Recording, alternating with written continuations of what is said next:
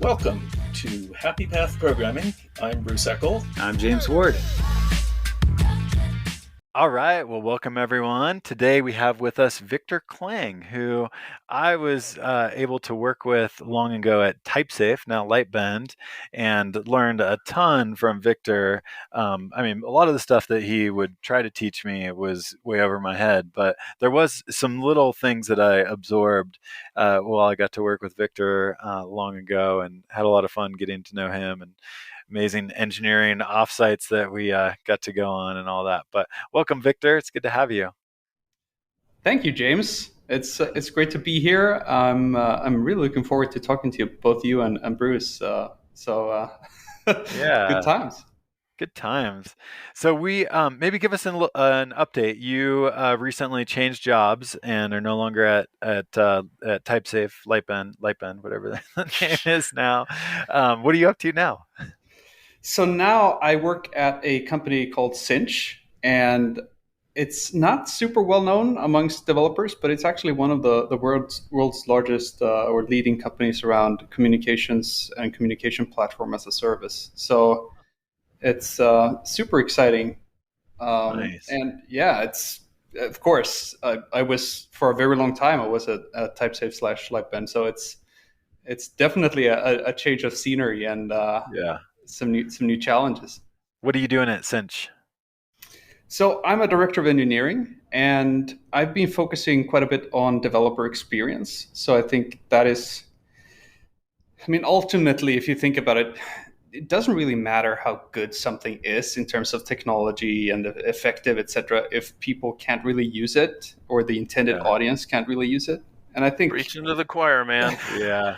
yeah, We so a woman I worked with at Google, who's now at Amazon, Yana, she tweeted something recently where she's like, anytime somebody says developer experience doesn't matter, I mention how MongoDB essentially has made billions of dollars off of having a better developer experience than the alternatives.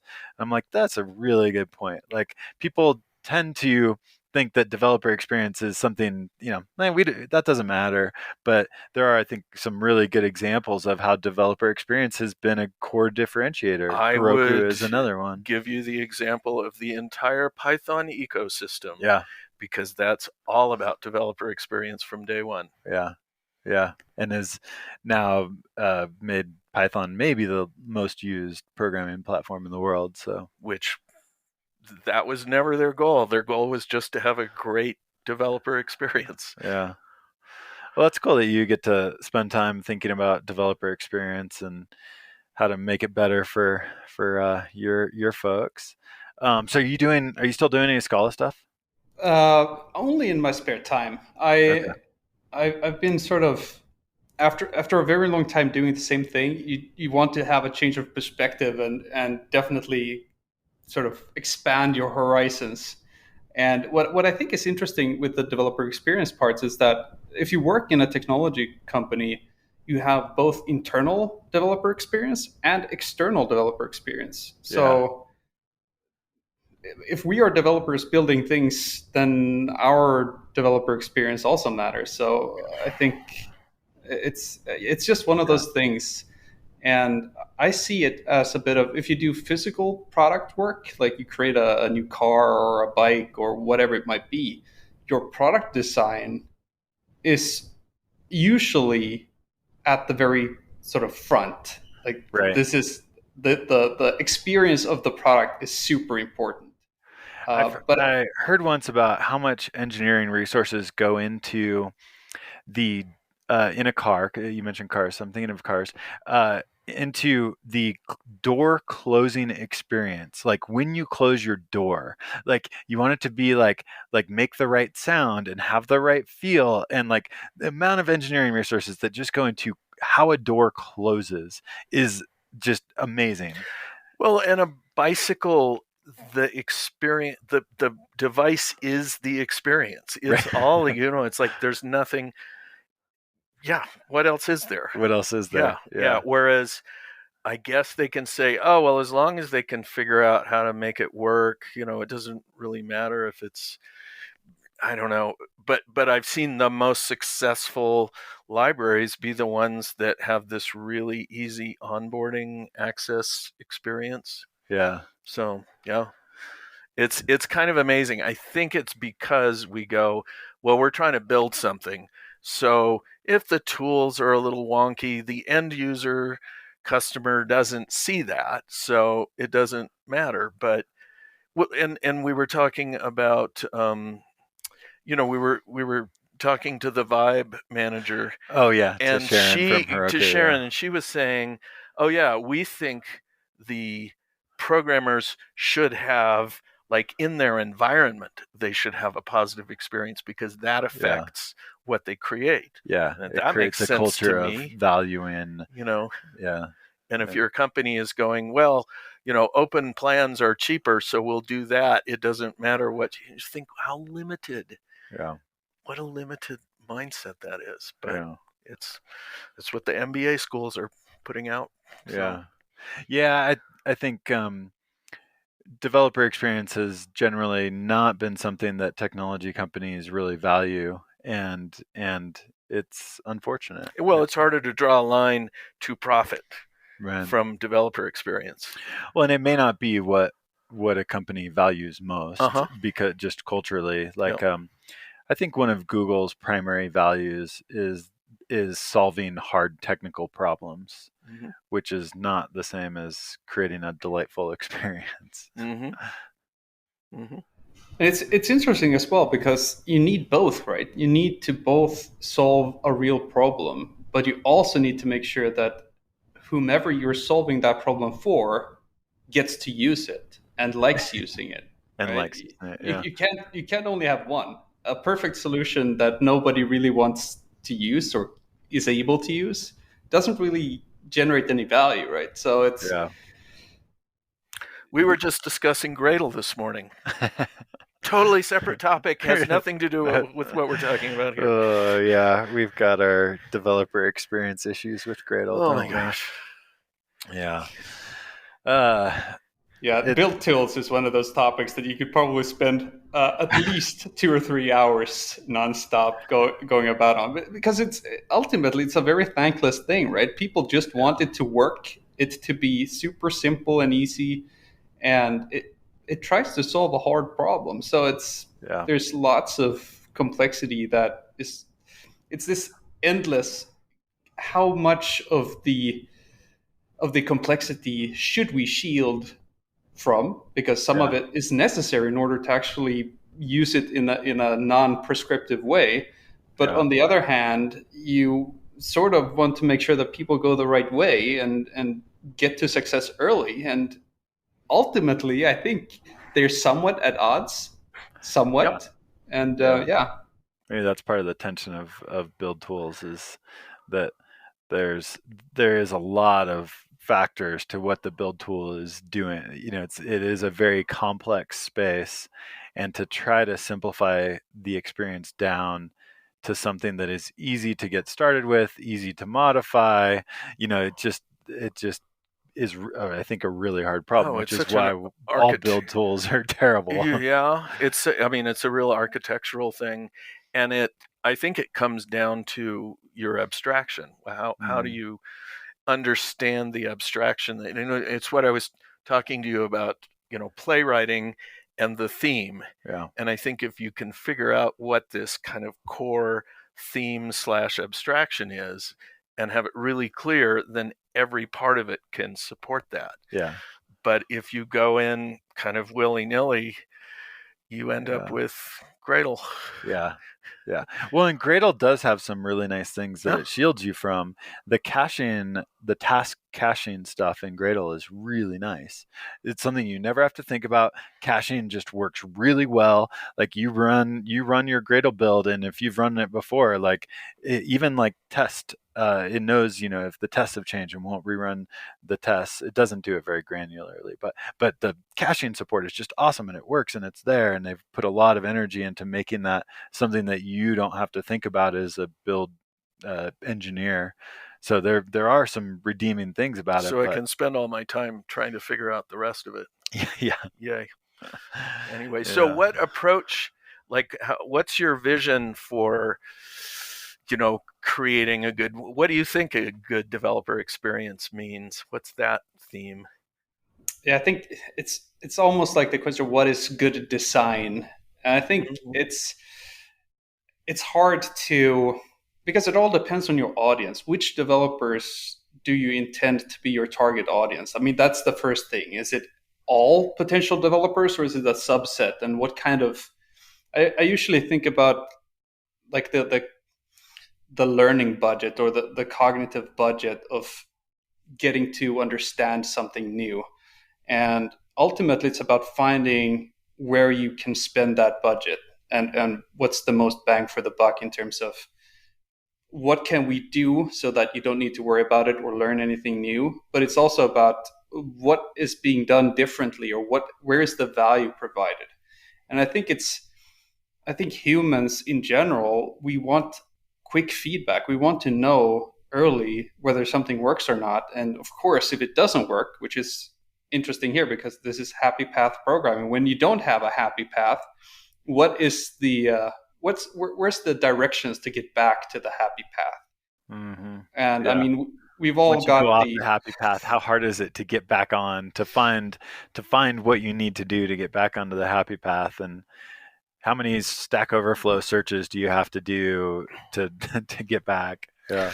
One of the things that we have been observing about Zio is how some of it is structured so that if you're in an IDE and you say, you type something and you press dot, the drop down menu will guide you. So rather than going, okay, I guess I need to go to the docs and start hunting through those and see if I can find something, it helps you do that. And it's IDE discoverability was something that they thought about in their API design, which was kind of novel in a way. Because it changes the architecture of your system to do that, and yet the effect is pretty dramatic from the standpoint of the one of the reasons experience. I don't like the I don't know if it's like Haskell or or maybe it's more of a Lisp style, where instead of there being like member functions on things that you can call, you have to go find the thing to then, the function that is not part of your member to call. And for me, discoverability in that, it is terrible discoverability. And one of the reasons why I haven't liked that style of functional programming. Is that making like that style? So that makes total sense to me. And I think one of the principles that I try to use is you need to pick people up where they are and not where you want them to be. So, right? That's so great. It's a simple thing, right? But if you think about it, especially if they are at their instance of customer, where do they go from there? And that's where I think stuff like IntelliSense or auto suggestion for operations that you can apply on that thing makes so much sense, because you know where you are, and what you're doing is to find your path to where you want to go, and you can't go about it the other way. You can't sort of retrofit the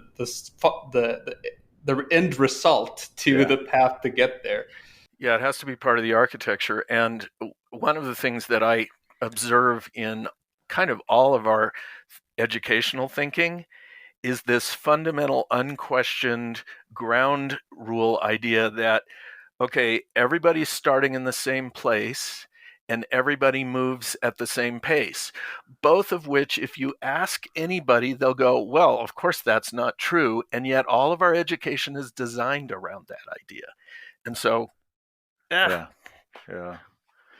it's one of the issues that I've heard raised against type classes is the discoverability of them, which is kind of like that inversion of where things live, and you have to go find the thing instead of being able to follow a path to the thing that you need. Mm-hmm. So the challenge there is, in some way, you're presuming a closed world scenario. So if I add new functionality, it gets added to the entirety of that thing, such that you can list everything because you know about everything. But usually when you do programming, you're plugging together pieces that were individually compiled as with libraries.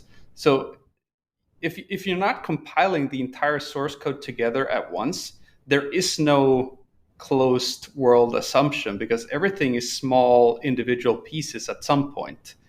And I think it's also easy that it becomes either you inject it into the global namespace, in which case you have this huge list of things that you could do, and it's really hard style. it's just hard to find what you should be doing.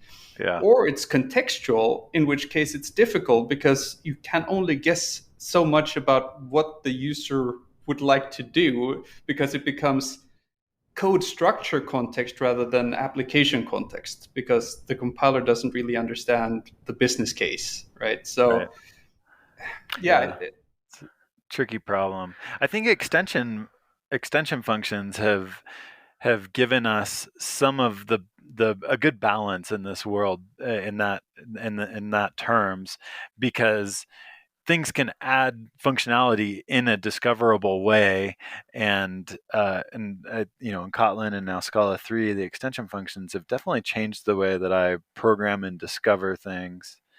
Maybe it's not the total be-all end-all solution, silver bullet, but it seems like a general improvement. It's funny how, because they seem so trivial at first, and then when you begin to see the impacts of them, you just go, wow, these are way more amazing than I initially, the way they initially came across. Yeah. It's funny how I feel like all of these things could almost be reduced to, okay, when we began this journey of how to program machines, we were concerned about the machine. And now we've been slowly taking these steps where we realize the machine isn't the limit. The machine stopped being the limit a while ago. And the limit is the human, their psychology, what they're capable of, all of these things. Mm-hmm. And that's why we are still like in the early days of what is, a programmer experience is important, and what does that even mean? Yeah, and also I think if you look back, the initial work that programmers did was essentially creating a program where usually the programmer or someone else would provide the input and then collect the output, basically. So it's one single process that runs from start to completion. And then we went into the application era where it was more user interaction with an application, and the I/O was going more to and from the user. But I think, especially over the past 10 years, we're not creating applications anymore. We're not creating programs anymore. We're creating components in a global network. Yeah. And that changes everything, because the complexity of that network is more than anyone can grasp. It's you can't even begin to presume that you understand what happens, because it's impossible. So it just changes. It almost becomes a change from determinism to more emergent behavior. Yeah. Right, especially because you can't even know that the network is inherently unreliable. So as we were experiencing just this morning. And so foundation of indeterminate. Yeah, and it's like that has to be architected into your system. It's like, oh yeah, we can't rely on the network, of course. And we can't rely on consistent state anymore. Mm-hmm. And and knowledge in general. But what I think is interesting as well is that modern computers are distributed systems themselves. I think the main differentiator is that they typically fail in unison. It's rare that you have a single computer that fails, where just one core doesn't work anymore or something like that. So when it breaks, it typically breaks the entire computer. But if we really boil things down, it's really about communication and information. Those are the two things that we're doing. We're manipulating information via communication. That's if we boil it down. And we've added so many different layers. So I usually say that every layer between machine code or the CPU and the developer is developer experience, because we've added all of those layers to make it easier for developers to keep building more powerful and more interesting things, safer, cheaper, etc. Right? Yeah. And ultimately, it's about communication and information. Yeah. If you look at APIs, for instance, you have to communicate something to developers. The API communicates, right? It needs to have, as we all know, like naming is hard. Naming is really important, but not only the names, it's the semantical meaning behind the names, the shared vocabulary of when you say X, do I understand it to be the same as you do? Yeah. And I think that dissemination of knowledge is really at the core of this. One of the things that I've been encountering more and more is just the idea of scale, because there are things like, I mean, when you're dealing on the operating system level, you can have threads and locks, and as long as your scale is very small, it's possible to manage that. But one of the things that I think we as humans do go, oh, the answer is threads and locks, so let's just get big with that. And then we discover it, and we've had it just on a different perspective on that. We've talked about like consensus is like, if you have 3 people, consensus is pretty easy in a nice efficient model, but then comes a point where consensus becomes like really problematic. Doesn't work anymore. There's a whole bunch of things that I think that probably exceptions is maybe another example. It's like, oh yeah, exceptions in the small seem really nice, but when you get a whole big system working with exceptions, it starts to break down. Model breaks down, yeah. Yeah, but probably because of the whole type checking issue. Yeah. Well, I think those are really interesting topics, all of them. So I will actually pick up on the exception part, because I think when I switched from doing C and C++ programming to Java in the early 2000s, one of the first really powerful things to me were the stack traces.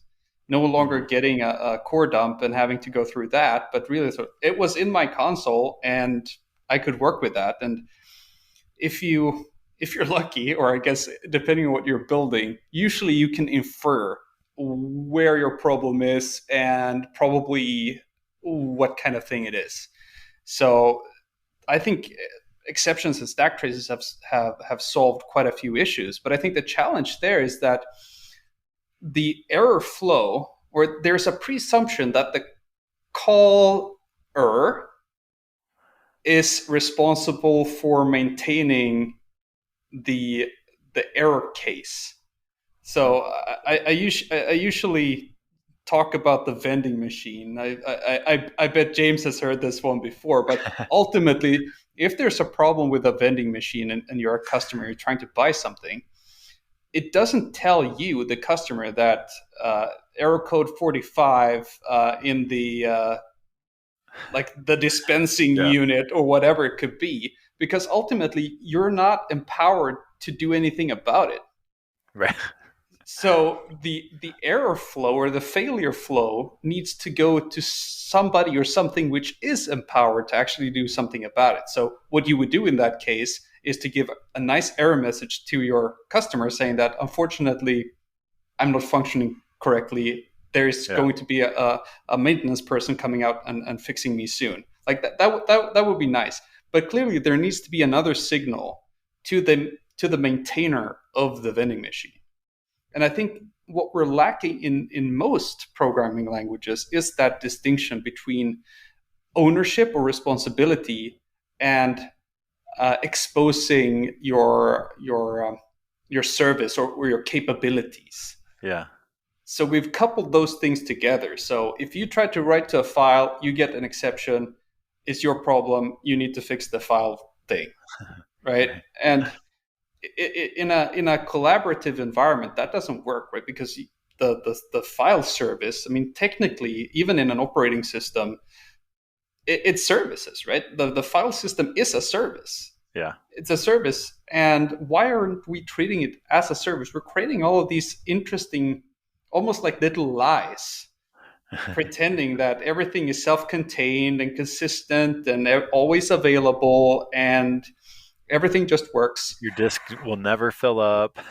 Well, Exactly. yeah, I think it goes Your back to NFS partition is writable. I want to be on the happy path, and don't bother me with all these possible. I'm not. My thing isn't going to fail, and I don't want to think about that. Yeah. And I think that has, the idea of failure happens is not woven in, because I think so much of it was, well, you just have to write the program right so that it doesn't break, and then rocket ships blow up and all kinds of things happen, but we still don't come back and look at it in terms of, okay, we can't just say just program on the happy path and don't think about failure cases, and there's probably other things that we need, I guess effects in general.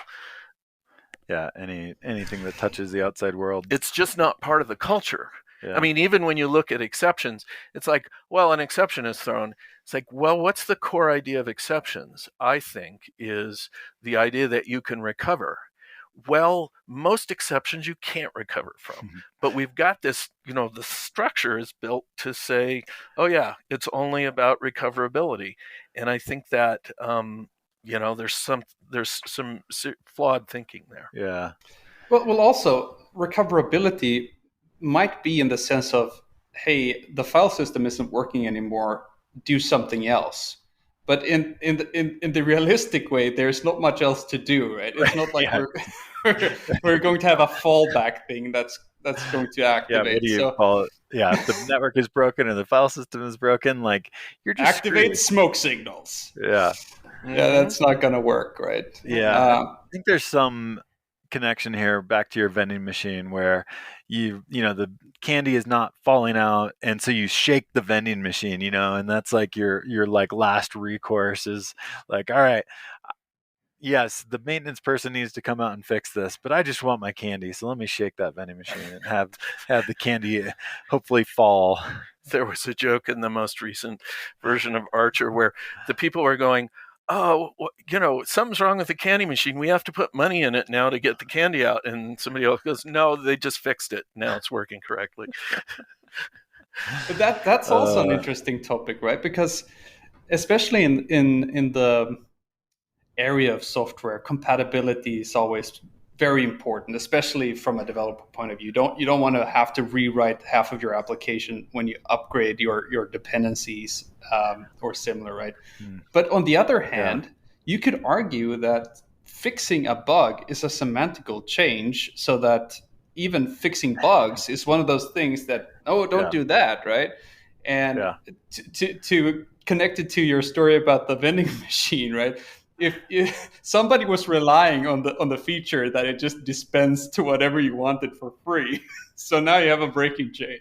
Yeah, yeah. So one of my beefs with semantic versioning is exactly what you're saying. It's like a bug fix is a change that can dramatically screw people when they upgrade. Well, that's why Java added the the whole packaging, not packaging, but the module system is because programmers were relying on this stuff that was supposed to be hidden, but it was more security by obscurity, and the module system says no, it's actually secure now because you were preventing us from making any changes. Actually, I have a question for Victor around this because I know that he has dealt with this. So, and I'm diving into an area that I don't know much about, but one of the module system intended changes was to like do away with sun, miss, unsafe or something like that, right?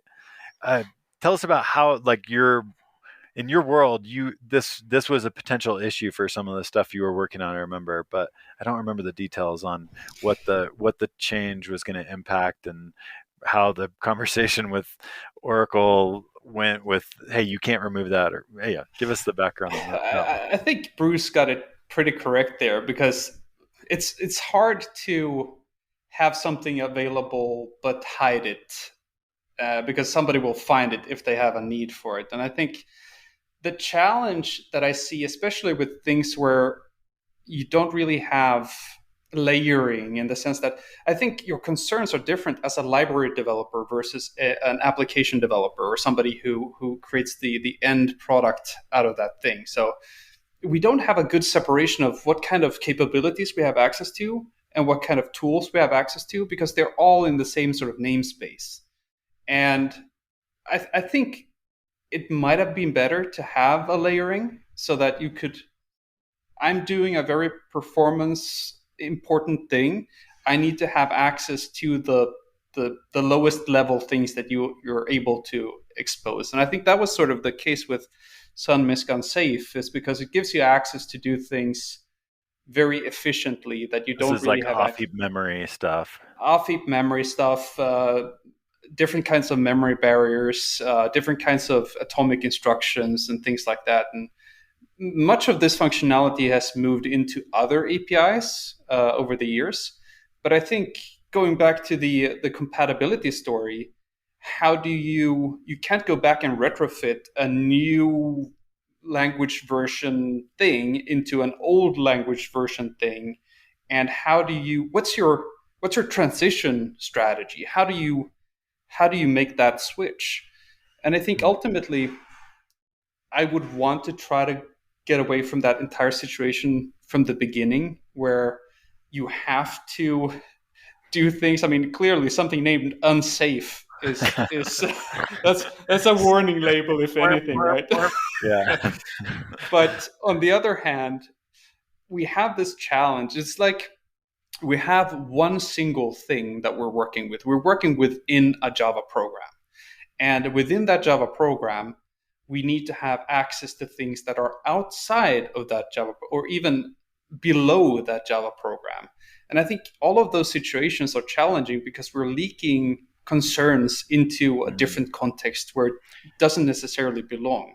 It's like the JVM has created this abstraction, and sometimes you need the escape hatch, but carefully and thoughtfully designing the escape hatches seems like it didn't necessarily happen. Well, it didn't happen because it didn't have to, because there was no module system. The module system needed to have been there as part of the foundation of the language. But so many of things in Java were just kind of thrown in willy-nilly, thinking that they'd be fine. And then the world depends on them. Yeah. And then it's really hard to change. But this is fix them. I mean, if you look at it, I mean, this is an example of the exact same thing we were talking about before. With when you expose something to a user base, you need to make some sort of assumptions, because otherwise you can't provide any value. If you have zero assumptions, there is nothing that you can provide. And the challenge is, how do you make those assumptions? Because those are based in a point of time where you have certain information, and then things change over the next decade and you have new information, and you would make a different choice. Yeah. So it's about this tension between enablement and exposing power, where you can't really remove a lot of the, you can't provide a guided experience when you expose too much power. You don't have all the information when you make some of these decisions. Yeah. Well, this is the issue of architectural decisions. It's like you need to have enough experience to be visionary about where this is going. You need to understand the theme of what's happening, and that requires a lot of experience. And the original Java designers didn't have enough experience to make the examples were out there. They just didn't look at them. Well, and in some cases they were forging into totally uncharted territory. Like you look at the work that was done in generics in Java, and that was, I don't know, maybe the second type system that Martin created or something. And I think that he was learning, and then he created Scala as like, okay, I'm going to try this again. And then he created Dotty as like, okay, now I think I've finally like figured out the type system thing. Well, but there had been C++ had done a lot of work in generics, which they chose to ignore. Interesting. And there was that point where Gosling was told by Bill Joy, you need to put generics in now before you release the language. And Gosling said, nah, And so we ended up with this hacked system. So I think it's also about constraints, right? Because I think in the early days of Java, it was lots of wanting to run on a constrained platforms and constrained environments as well, right? And I think whenever we have this, if you want to preserve as much information as possible for as long as possible, let's say runtime generics, for instance, you want to reify them and keep them at runtime. Like clearly, you need to store them somewhere, and then you have larger binaries, for instance.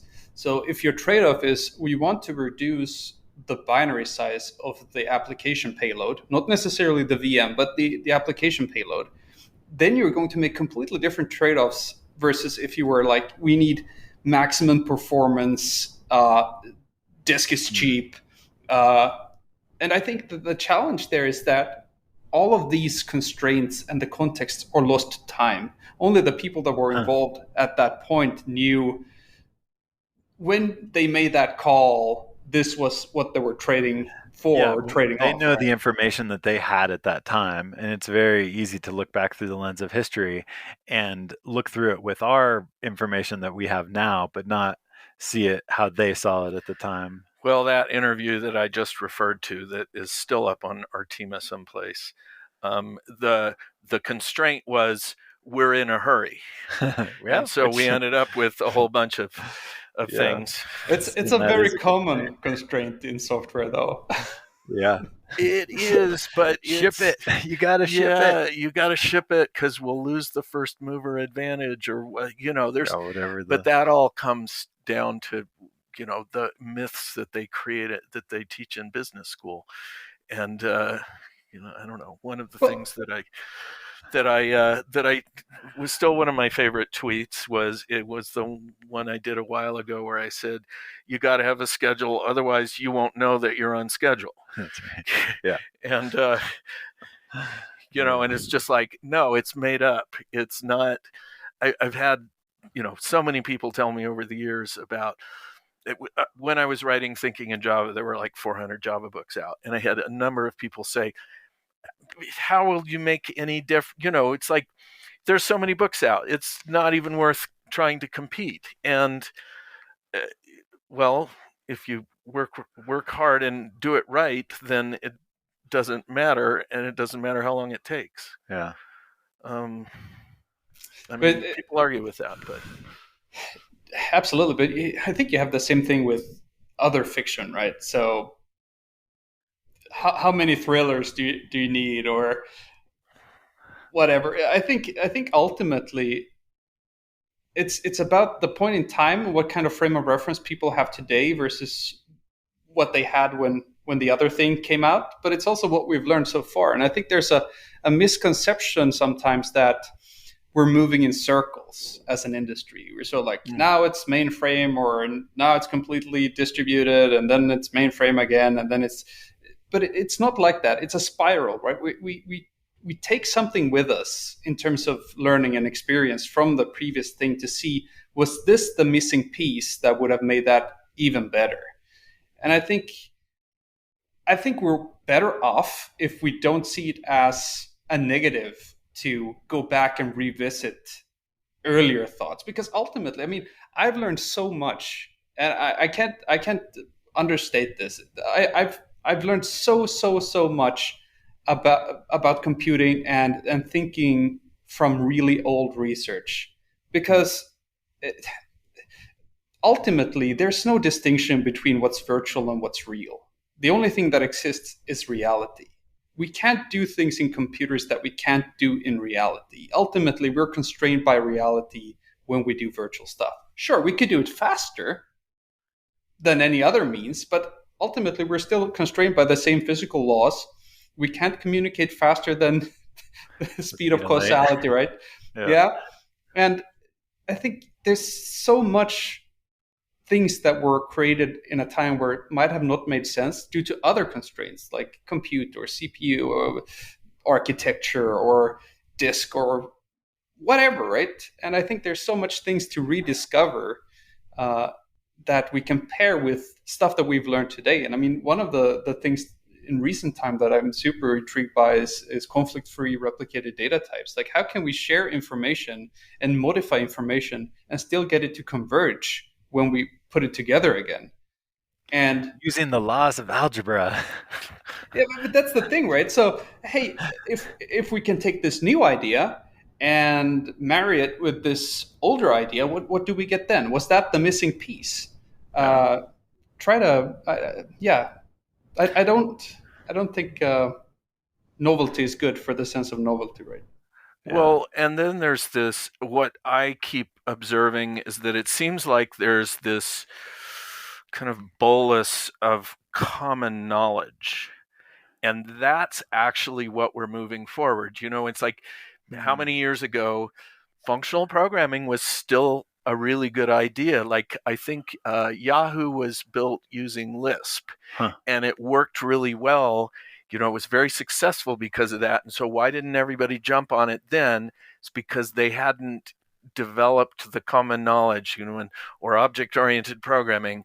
Well, it took a while before it became kind of a common knowledge thing. And I think that's a big factor of what we're dealing with, because how can you introduce a new idea until a certain significant portion of people understand something already? Mm-hmm. Absolutely. Yeah, there's an emergent behavior to the knowledge of programming concepts. Because you can't even find somebody to talk to about a concept. I mean, we've been lucky here because we have, you and Bill, I can talk to about some of these functional programming concepts and we can bounce ideas off each other. But, how many people have access to? How many people have that ability at this point? Yeah. And so, that's all of that.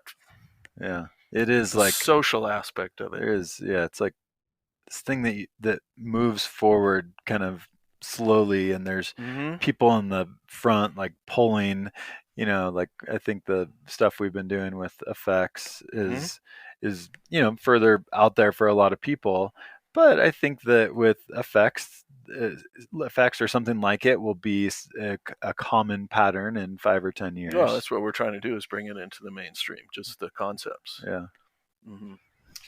Yeah, I think what's interesting there as well is that you have this both inertia, but also momentum, right? It's not something that stands still. It's something that is moving, but it still has that huge mass that you need to.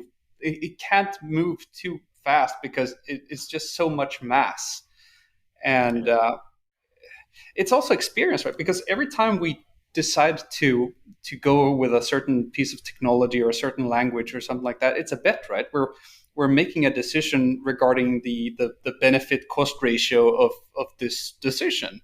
And I think whenever you go outside of your experience, your risk factor is so much higher. And it takes somebody willing to take risks in order to push the experiences forward, because ultimately, I think as a species, we don't necessarily learn from others' experiences, right? We learn from our own experience. So being able to have access to these things is the most important thing. If I'm unsure about how does this effects thing work, how quickly and easily can I get that experience?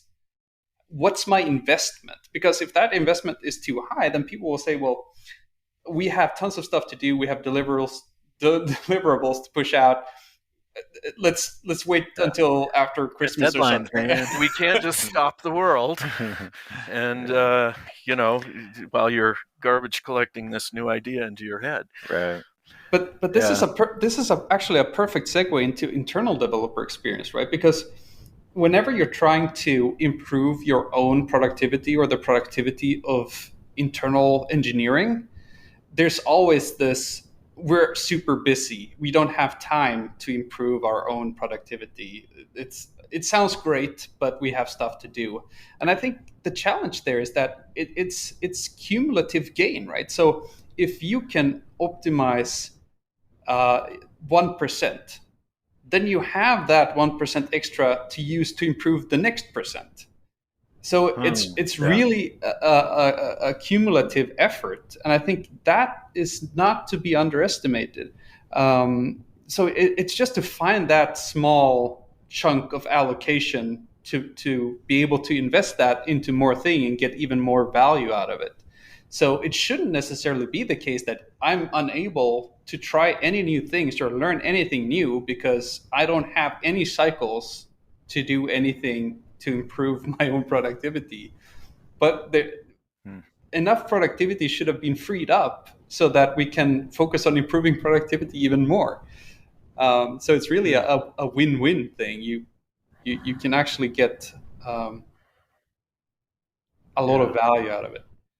It's so in your role as a director of engineering, is it hard to convince your management that spending time on increasing your developers' productivity is worthwhile?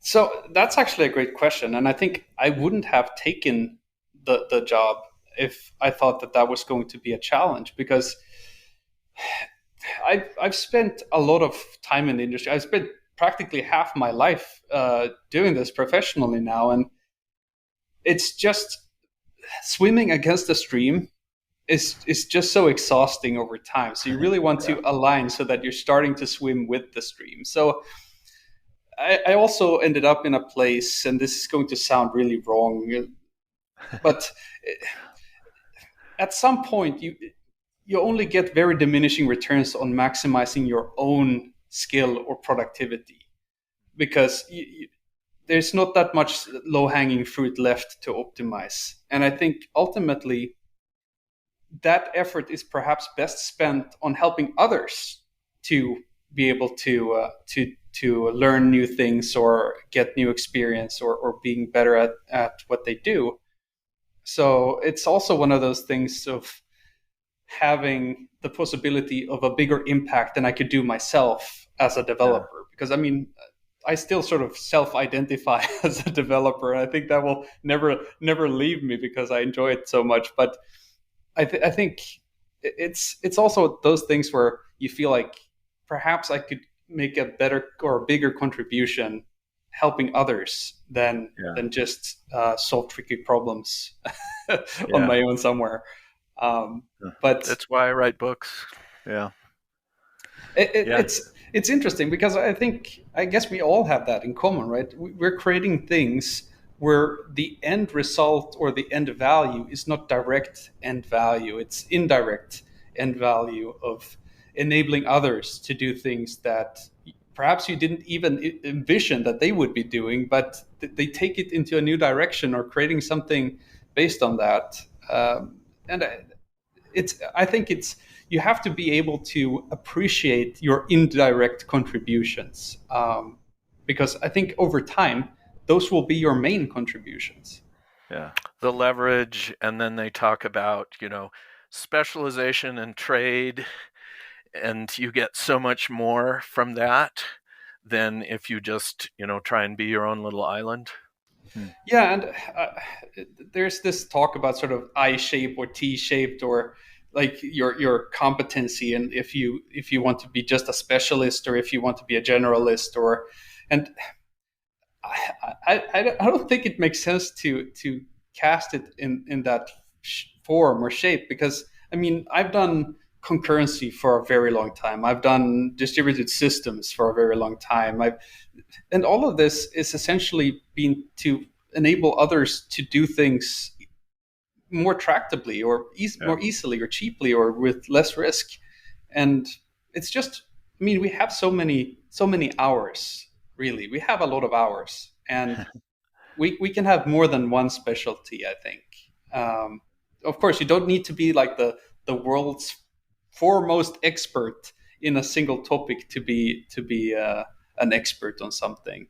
But I think the value is about the combination, which is why, I mean, I read a lot, and I typically read, like, first and foremost, scientific papers or research papers. And I read biology, physics, economics, philosophy, computer science.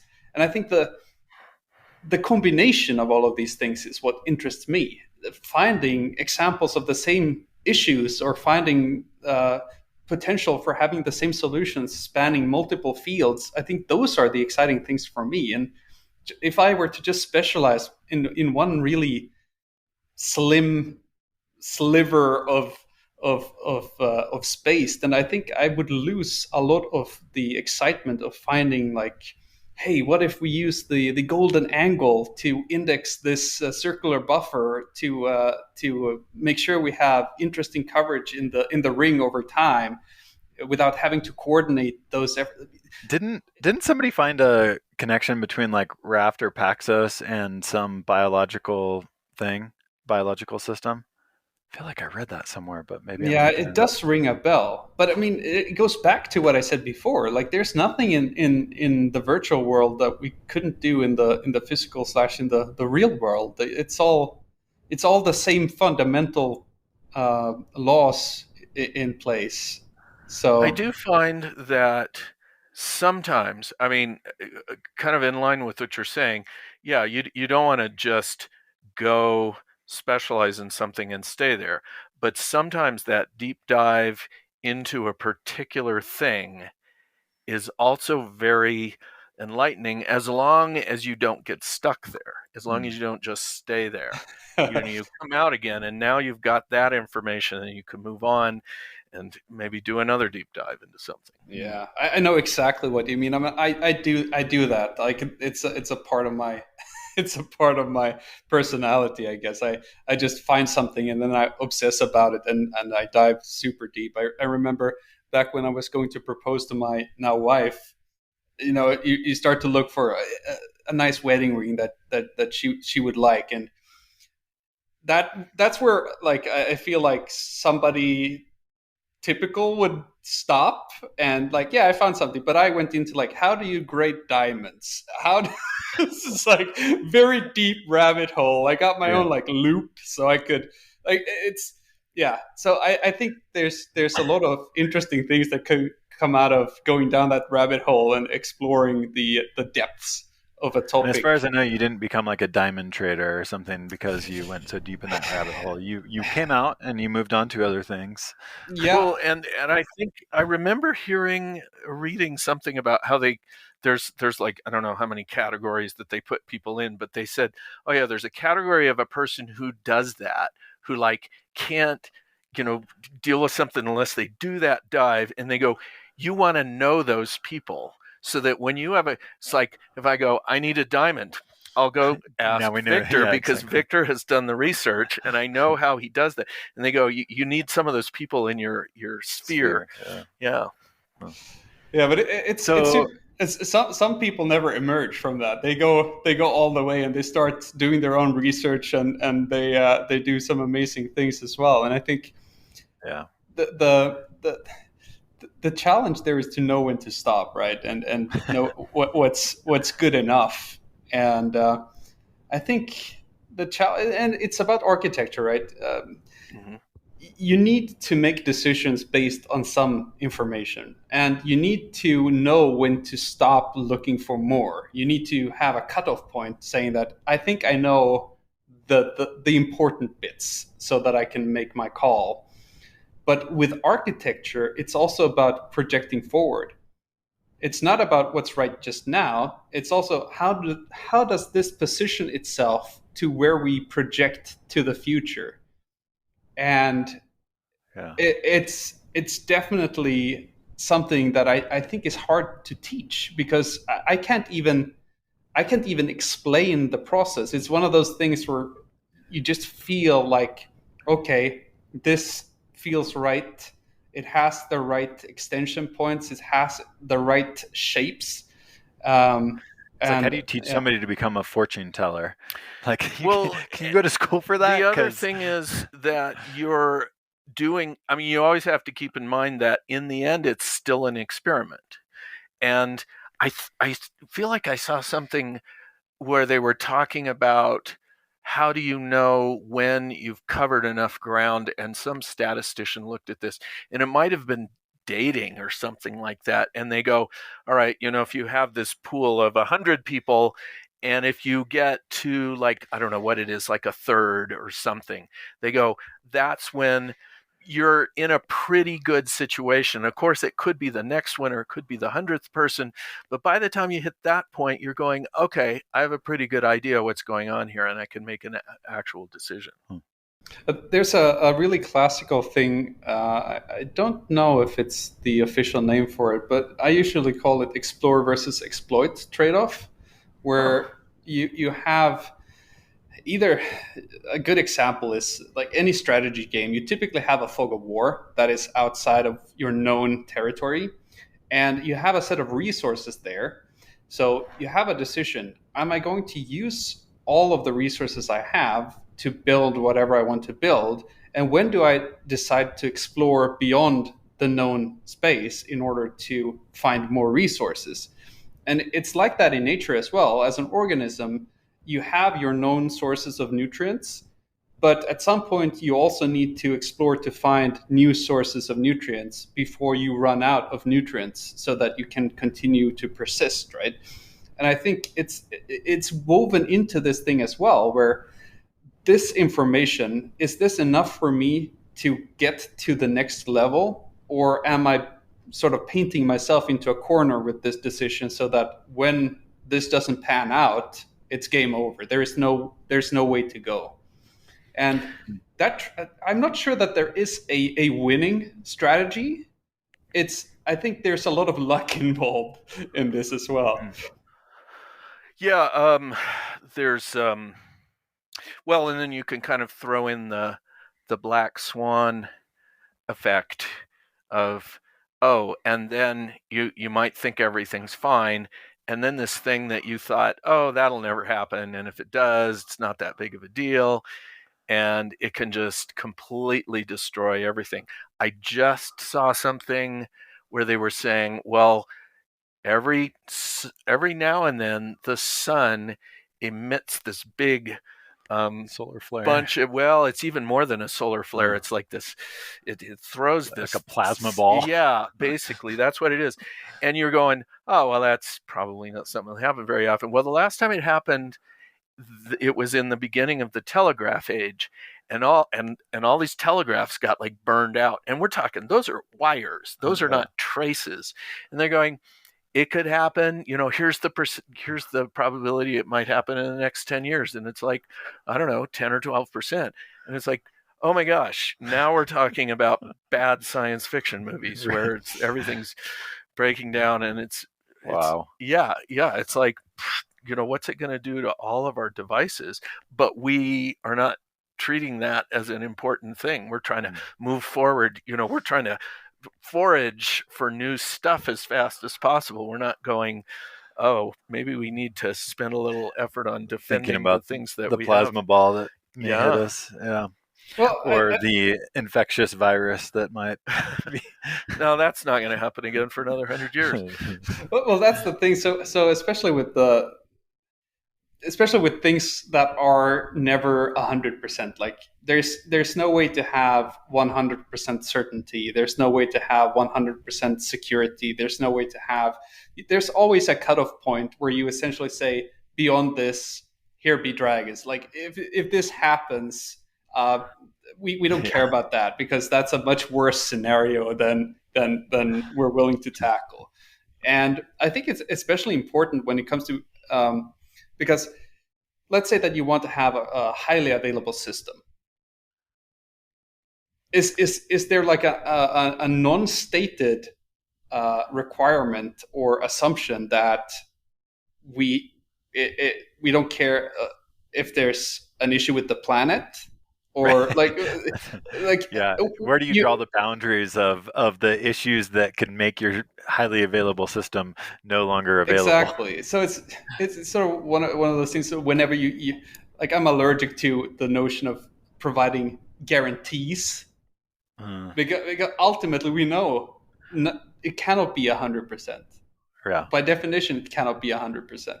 So it's all about risk management, really. And I think it's more healthy to look at it from a risk management perspective rather than the other way around, where it's a safety management perspective. So That it's reminds better me, to I use your effectively once delivery thing all of the time. What is Like that? in many of my presentations, I talk about effectively once delivery. Victor coined the term, so I'll let him describe Okay. effectively once.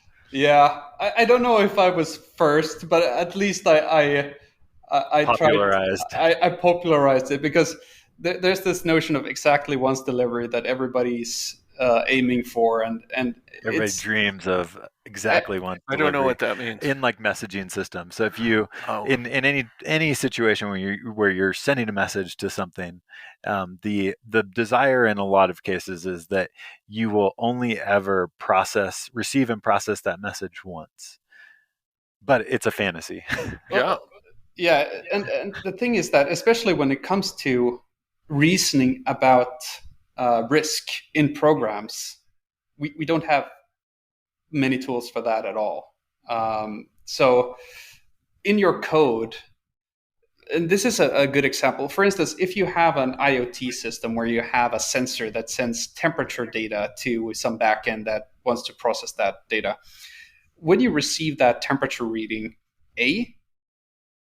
how do you know that it's correct? Like, what is the context in which it exists? So there's been numerous reports of people having their routers overheat in their closet, for instance. So if you have a temperature sensor there, it only reads the temperature of its very close proximity part. So it doesn't say what the room temperature is like. It just says very close to this router, it's this temperature.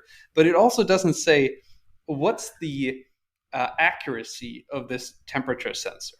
So if you, as the backend system, get a temperature of, let's say, 0 centigrade, so it's about the point of freezing.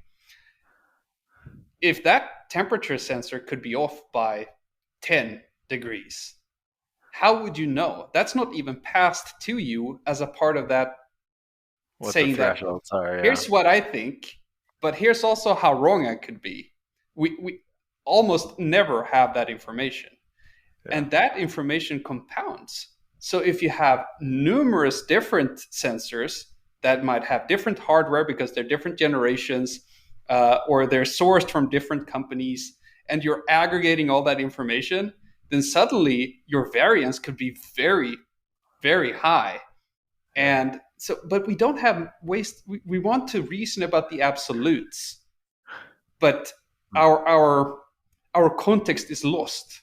And I think we spend so much time trying to regain that context in every single layer of software that we create, because we're throwing away information, and we're trying to, for instance, take timeouts as an example. Every single timeout that I see in code is like 1 second, 3 seconds, or 5 seconds, or 60 seconds. Right. Why are these the valid values? Exactly. Because it's the human psychology. Exactly. But what we should have instead is expectation management, and have that propagate in our chain. So I'm interested in that, but only if you can give it to me within X amount of time. Otherwise, I don't need it. It's out of date, or I can't do anything with it. And don't even bother sending it. Right. Exactly. And then we could derive all the intermediate timeouts based on that, because we know how much time we've spent, and we know how much time remains. And we wouldn't bog down the network with meaningless data. Yeah, or processing, right? You do a lot of processing where the client is no longer actively looking for that answer anymore. So I think we could avoid a lot of needless work if we just had the right means to reason about this and propagate the right information, so that we can actually make local decisions in an informed manner. That almost sounds like it could be another dimension of the reactive manifesto. Not just, are you giving me too much stuff? Are you giving, to be able to push back and go, stop, I'm not interested in this Back stuff pressure anymore. based on Value. Back pressure based on value. Yeah. Absolutely. I mean, one of the biggest things about the reactive manifesto is the responsiveness part. That's what we're trying to achieve, right? And I usually tell people it doesn't matter how correct your thing is if the answer is too late. Like I don't care if you have a machine that gives you the answer to the meaning of life. It will, if it will only give you that at the end of the universe. Like it will not provide any value. So I think ultimately the timeliness of functionality is a very core concern, which is almost always communicated out of band via things like SLAs, etc., where you want to have that in band so that you can act on that information.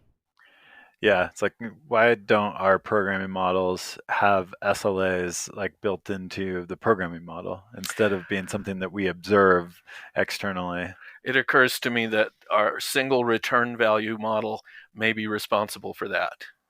It's just like, oh well, here's the answer. Not, oh, but the other stuff, that's too much. We can't put it all in. And so, maybe this is the idea of, like, as we move more to thinking monadically, we'll go, oh yeah, I'll give you the answer, and I'll give you things about the value, the context of the answer. Absolutely. And if you think about it, I recently thought about the exact same thing, where almost all evaluation destroys information. So if you think something as simple as addition, for instance, where you have an X and a Y and you're returning a Z, and then when you only have the Z, there's no way to go back. You've lost the X and Y, yeah, it's compression. Exactly. Yeah. But yeah, it's all even operations addition are a form is of compression. a form of abstraction. Yeah. So the thing there is, how can we, because since we throw so much information away, I mean, if you think about it, even a transistor is ultimately analog, but it's a specific voltage cutoff point that tells whether it's off or on. And then we take something analog and then we make it into digital. And then we do the exact same kinds of things at every single layer above it. We're throwing information away, we're throwing information away, we're throwing information away. And it's not uncommon to be in a situation where we need to start, okay, so now we have this information and now we need to start to extrapolate or try to figure out what the context around this value is. And going back to what Bruce said with the single return value, it's one of those things where if everything only creates one output but can have almost an infinite number of inputs, then it's by definition a compression algorithm, right? It's one thing goes out all the time. Yeah, always losing information. Wow. Okay, back real quick to what is effectively once delivery. Yeah, right. Sorry, I derailed that one. No, it's all really mind-blowing stuff, mind-expanding stuff. So usually you have two choices, right? So you have two choices. Either you send at most once, so you send it once, and if you're not sure, then you don't try again, right? I tried it once, it didn't. It might have worked, it didn't work, I don't know, but I'm not gonna try again. So you'll get that message at most once. But the thing is that the alternative there is to resend the message. But the question then, when do you stop sending that single message? So you need, in order for at least once to work, you need to have a back channel of acking or some way of saying, hey, I got it, or I'm done. Yeah. Yeah, you can continue with the rest. And typically you have some sort of ordering requirement as well, right? Where messages are not completely disjoint and you need to reassemble them in some form as well. But you can always do that with sequencing and having a sequence number on your messages, and then have the recipient sort of reorder them at the recipient point. But the thing is, you need to remember what you've seen, right? You need to have some form of memory. Otherwise, if you crash and come up again, how do you know where you were and what you've already seen or not? So effectively once is essentially at least once delivery, but with deduplication at the receiving end. So, and of course as well, idempotent operations, so that you can apply the same thing multiple times and still if you get happen this. to process it more than Yeah. once, doesn't matter. You've just done the same So thing this again. is kind of a solution to the Byzantine general problem. Yeah, it's kind of it's kind of a What's the, solution. what's the Byzantine general? It's basically, okay, you got two generals, there's a war going on in between. You want to send a messenger from one general to another. How do you know it's gotten through? Well, they send a response that says gotten through. How do you know that gets through? Just on and on and on. Yeah. So and the thing is, with the Byzantine generals problem, I don't think that there is a 100% solution, because I think ultimately the problem is not 100% solvable, and you're not taking into consideration the fact where one general just mysteriously dies just before their attempted attack anyway. Like, there's so many variables that you're not controlling in this environment. So the question is really, what's your desirable level of confidence in the success of your Yeah. Well, I think what it actually is saying, it's like, well, no, we need to look at the problem differently. What this is exposing is that luck and probability are a huge factor, and we're trying to go, no, but I want a digital solution. It's like, no, luck and probability. Yeah. Which we how don't much want to. how much risk are you willing to assume, and that drives your solution. Well, but even acknowledging, I mean, there's this decision, this woman, I can't remember her name, but she's writing books on decision making, and like the first exercise that you do is you go, well, think of a good decision that you made, think of a bad decision that you've made. Now you can reverse the outcomes, and you'll decide, oh, well, they were actually that wasn't a good decision. That was, and the point is, oh, but luck was a factor, and you weren't thinking about that when you said this is a good decision or this is a bad. We want to eliminate that. Our psychology wants to eliminate that and go, no, I know how to make good decisions. Huh. It's interesting as well with the Byzantine generals, because there's a presumption of knowledge there. So the knowledge is that the generals understand that they will win if they coordinate their attack. But how do they know that? They don't know whatever they're attacking doesn't have some new fangled weapon so or whatever, or new kinds of fortifications that they're not aware of. So ultimately, you have to draw the boundaries again. Like, where do we stop? What's beyond our control? Enough information? That's the thing. If they can have perfect information back and forth, then they can coordinate. And if somebody goes, oh, there's a new weapon, well, the information's immediately there. But then at some point, it's like, well, there's a information can only flow so fast. Oh, somebody was just saying there were so many stories that don't work anymore because of cell phones. People, oh, here's a drama, here's a story or whatever, and it depends on the slowness of information transfer. And now that we have cell phones, people would go, well, that doesn't make sense at all. Yeah. That's where they're never good coverage whenever you're in a tricky spot in a movie. You solve that problem is you just go, oh, I don't have any coverage here now. Yeah. Now the information flow is no longer perfect. Yeah.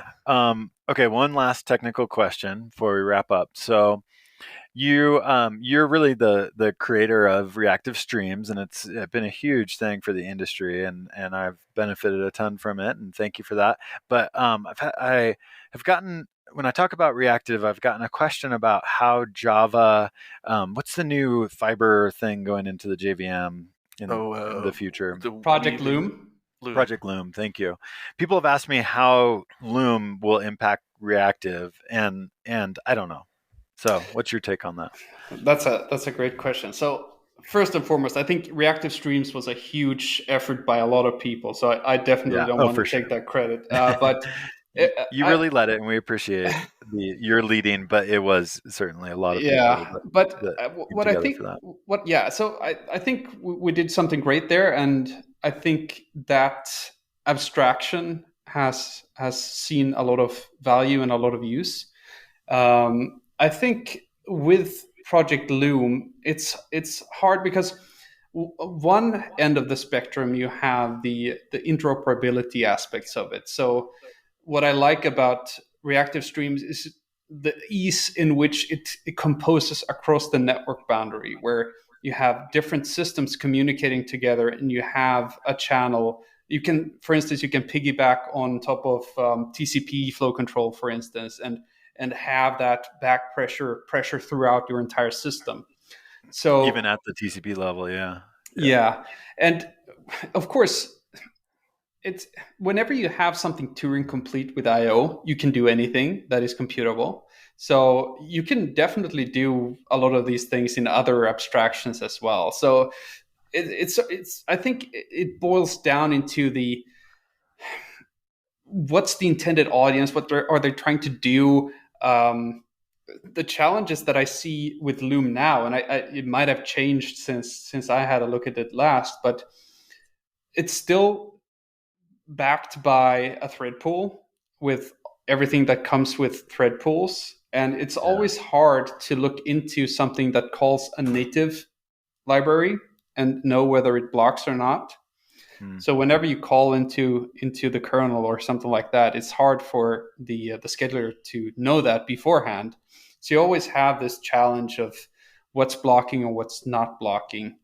And I think in some ways you have this sort of tug of war between cooperative scheduling and preemptive scheduling at many different layers in the computer. You have it in the CPU itself with speculative execution, hyperthreading, all of those things. And then you have the operating system, you have operating system threads, and you have green threads on top of that, and multiple levels of interacting cooperative versus preemptive scheduling. And I think the hard thing with something like with Loom is you never really know what your stack space usage is, because since something can park at any point in its own stack space, and if you have millions of them, how do you reason about what your max stack space usage is going to be? It's really hard. That's why I like the actor model, because it always parks at 0. So whenever you're done with your message, you go back and park at 0. So you know exactly, like, if I don't have any messages running at this point, everything is parked at 0. So that it's easier for me to reason about anyway. And I think as well with, there are multiple things. There's the mechanics, the runtime aspects of it. I think it's nice to be able to do this sort of soft parking where you're not really parking the OS thread, but it's also the programming model. So am I programming with blocking queues, for instance? Is that my communication means between my fibers or my virtual threads? Who's responsible for this blocking queue? Who maintains its life cycle? How do you close a blocking queue?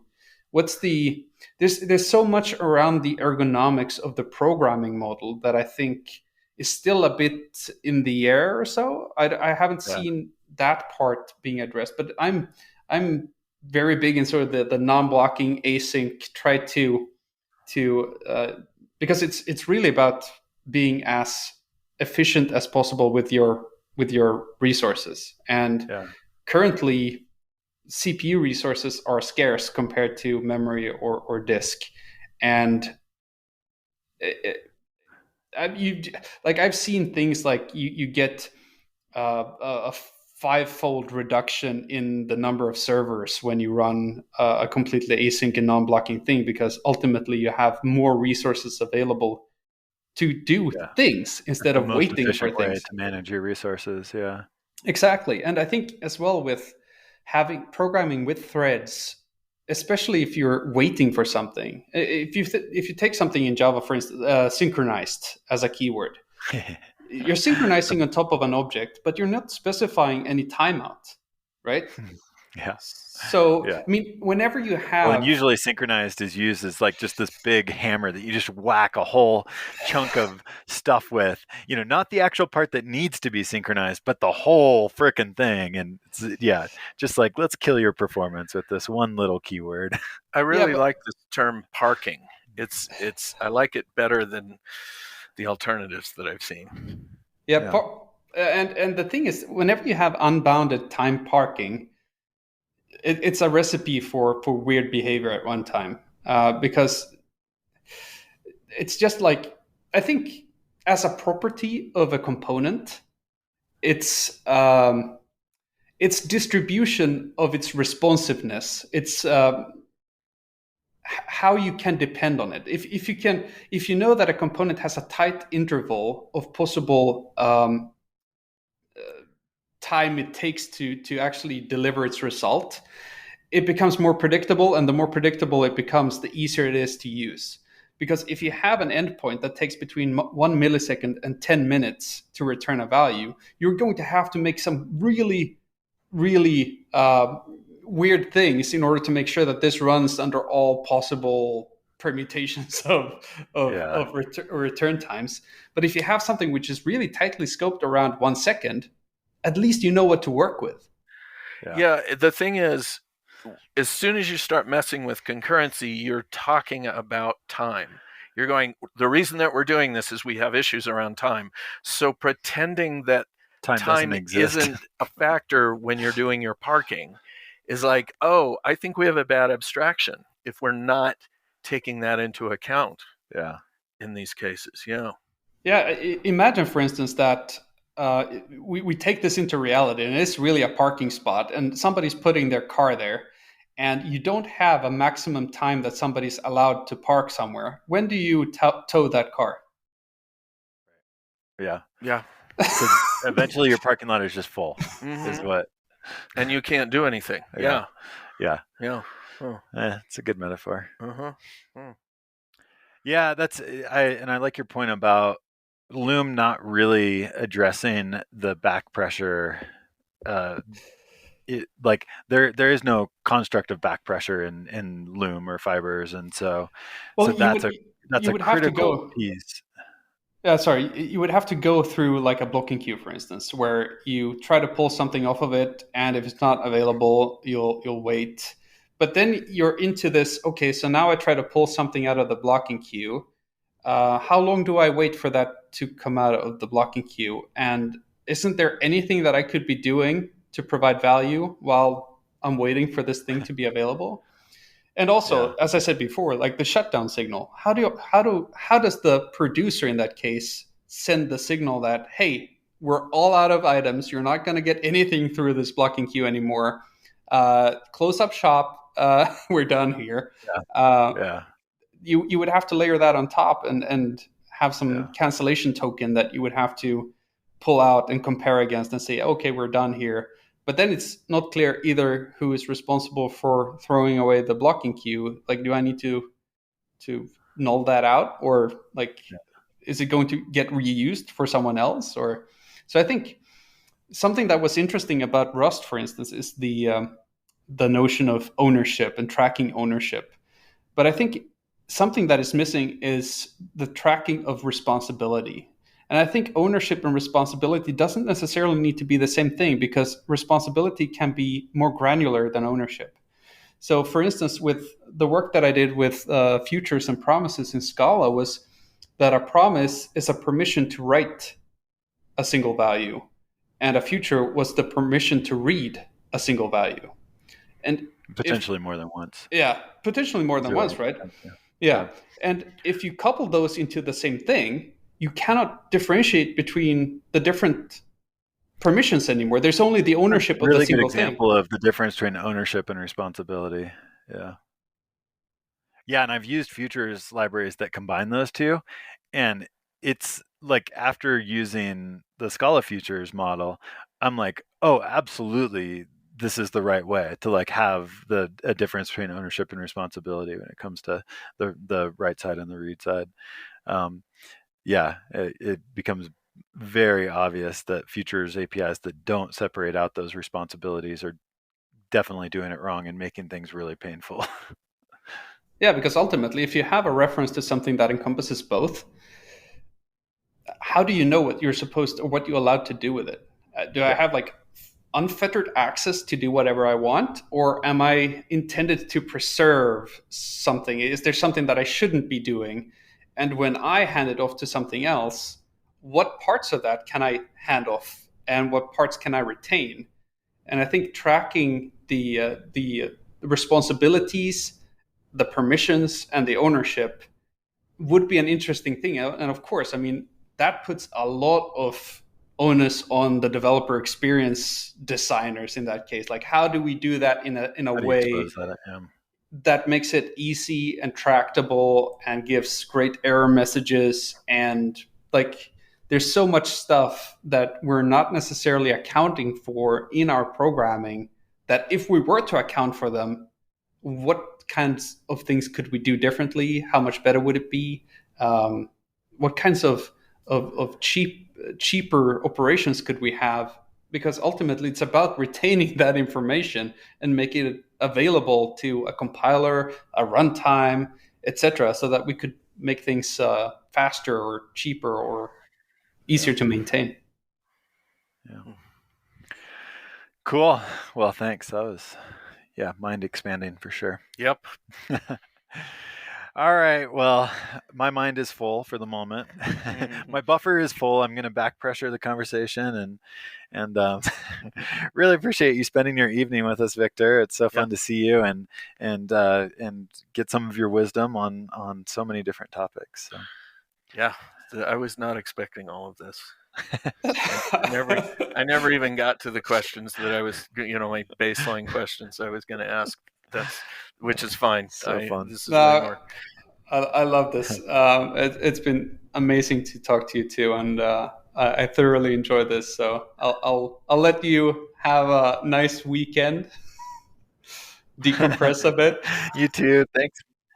All right. Thank you, Viktor. Cheers.